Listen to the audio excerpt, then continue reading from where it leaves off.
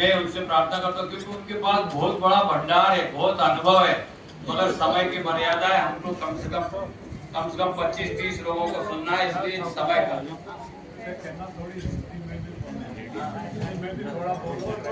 कोशिश करना कि थोड़ा हिंदी में भी बोले ताकि कुंजुम तो थोड़ा समय की मर्यादा, क्योंकि बहुत लंबा अनुभव मैंने देखा, आपको बहुत अनुभव है, लेकिन थोड़ा सा बहुत वक्त है, इसलिए समय का ध्यान रखें। जगन रेडी हो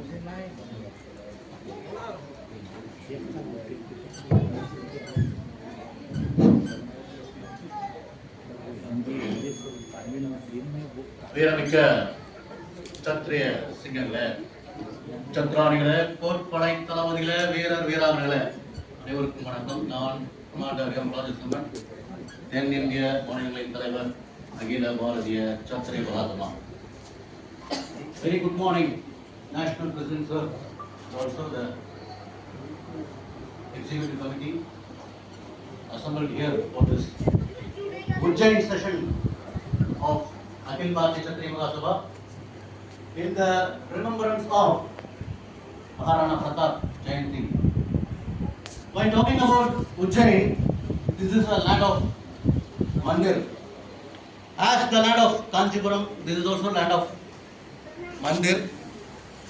And the most prominent rulers of this Madhya Pradesh, especially Ujjain, is, I remember Vikramaditya, King Vikramaditya. We have heard, read lots and lots of heroic stories about Vikramaditya. And I was always eager to visit Ujjain, and this is a stance which was enabled by Akhil Bharatiya Kshatriya Mahasabha to come here and to be present here before you all people in this morning session. Thank you very much.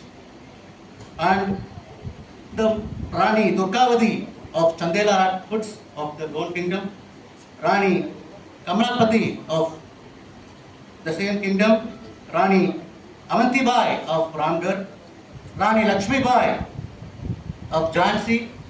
These are the notable people who have born and safeguarded our Kshatriya heritage, fought for our independence in ages for the long history. Those are to be remembered, and I remember in this morning session. And while coming to this, our Maharana Pratap Jayanti, this is the time scenario of 16th century. The only state which hasn't fallen steadily and refused to accept the Mughal suzerainty was Mewar. Udaipur and hilly areas of Mewar remained under the control of Rana. By 1572, Maharana Pratap succeeded Rana Uday Singh to the Gaji. A series of embassies were sent by Akbar to Rana Pratap to persuade him to accept Mughal suzerainty and to do personal homage. The embassies were Mansingh, Bhavan Das, Raja Todarmal. But our great heroic king of Mewar didn't submit to all these embassies, and the proud Rana was not prepared to accept Akbar's demand for tendering personal homage. What a legacy by the Kshatriyas not to pay personal homage. And by 1576, Mughals wanted to keep hold of the Chittur, which was not acceptable by the Rana. By 1576, Akbar himself moved to Ajmer and deputed Raja Mansingh with a force of 15,000 to lead the campaign against Rana. In anticipation of this move, our Rana Pratap ji had devastated the entire territory up to Chittur so that the Mughal forces might not get food or fodder. They were starved with the scarcity. He has also fortified all the passes into the hills. A furious battle between the two sides was waged at Haldigachi, below a narrow defile leading to Kumbalkar Fort, which was then the capital of Ranaji. The Rana's forces were put at 30,000 soldiers, even though onslaught by the Rajputs threw away the Mughal forces into destroy. With fresh Mughal reinforcement, the tide of the battle began to turn against the Rajputs. Seeing this, our Rana Pratap got hidden. The Mughal forces were to try to pursue him, but after some time, they advanced through the pass and occupied Gokmeda, a strong point which had been evacuated by the Rana earlier. This was the last time the Rana engaged into fixed battle with the Mughals. Henceforth, he restored the methods of guerrilla warfare. A defeat at Haldigati did not weaken Rana Pratap to resolve to fight for independence. However, the cause for which he stood had been already lost. Most of the Rajput states had already accepted the Mughal suzerainty. The Rana Pratap's refusal to bow before the Mughals had little effect on the most of the other Rajput states, which realized that there is an existing situation. It was impossible for the small states to stand out for a long time in favor of the complete independence. Akbar exerted relentless pressure on the Raja Maharana Pratap. The Mughal forces overran the states of Dungarpur, Banswara, Sirogi, etc., which were dependent allies of the Mewar and had supported Rana Pratap Ji. Akbar concluded separate treaties with these all states, further isolating Mewar.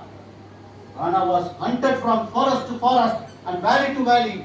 Both Kumbalkar and Udaipur were occupied by Mughals, but our Raja continued to defend. Due to the uncompromised warfare by the Maharana Pratap Ji, Akbar ran to Lahore for 12 years. Meanwhile, Maharana Pratap Ji, our great king, recovered many of these territories, including Kumbalkar and Chittur. He built a new capital, Charan, near Dungarpur.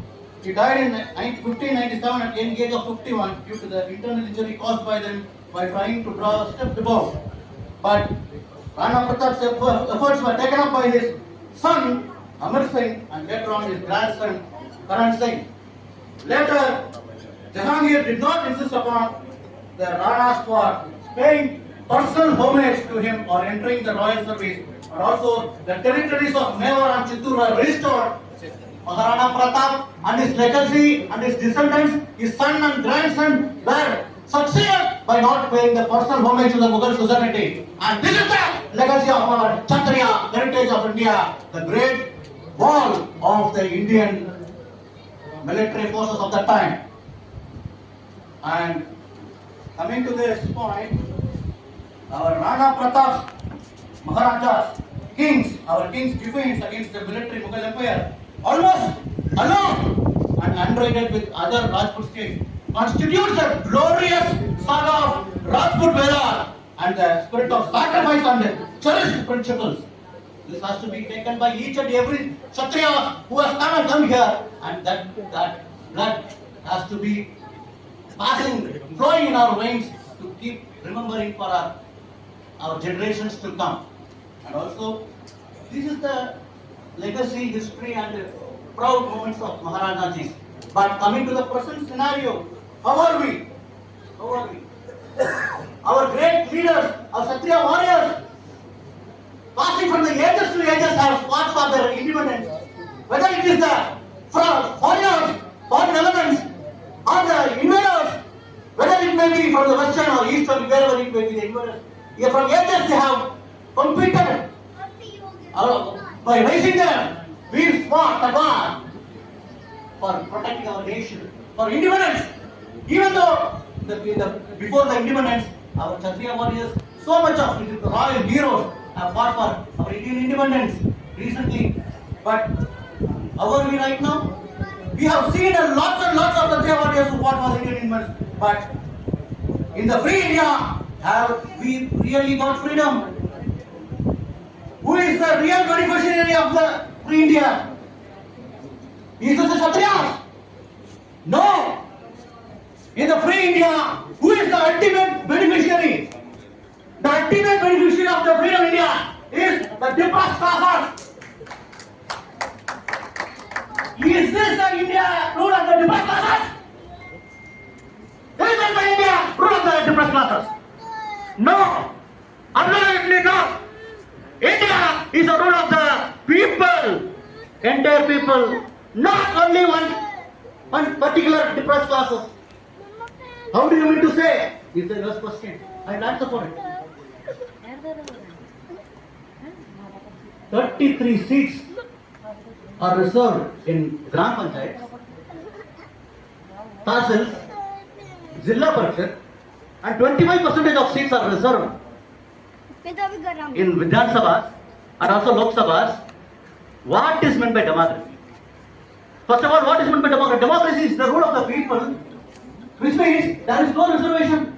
Our people has to fight for capturing the power by touching the hearts of the people. If the seats are reserved for one particular class, how this becomes a democracy? First of all, we have to think.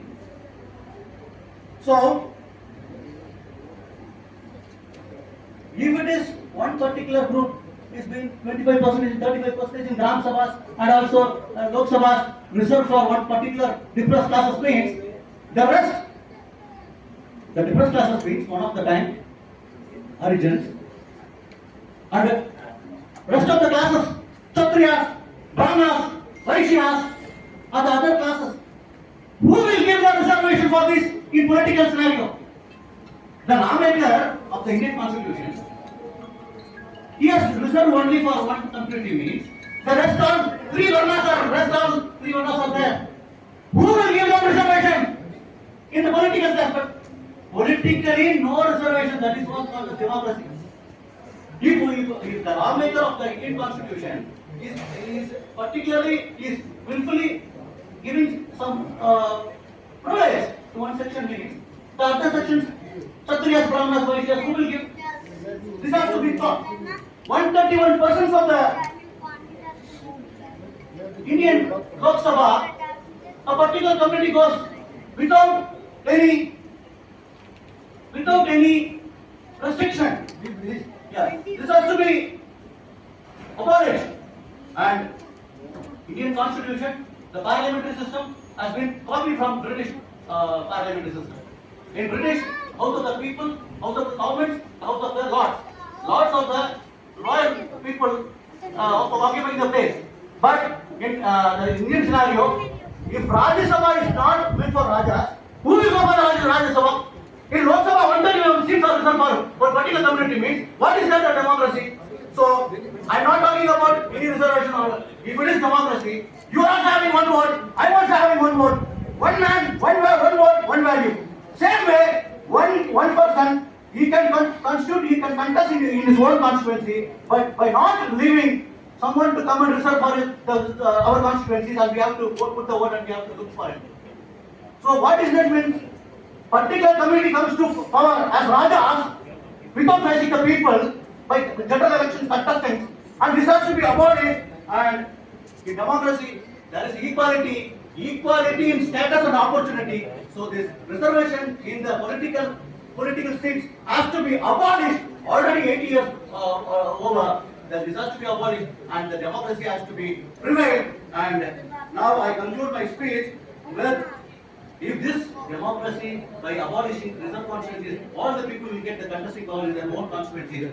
There comes the democracy. If that happens, the Kshatriyas again will capture the power in India, and we will rule the nation forever. And அதிகாரத்தை கைப்பற்றுவதே சத்திர என்பதை தெரிவித்துக் கொண்டு இந்தியாவின் ஆட்சி அதிகாரம் சத்திர கைவசப்படும் என்பதை தெரிவித்துக் கொண்டு இத்துடன் நிறைவு செய்கிறேன். நன்றி, வணக்கம். Jai Sathya. Very nice. Very good.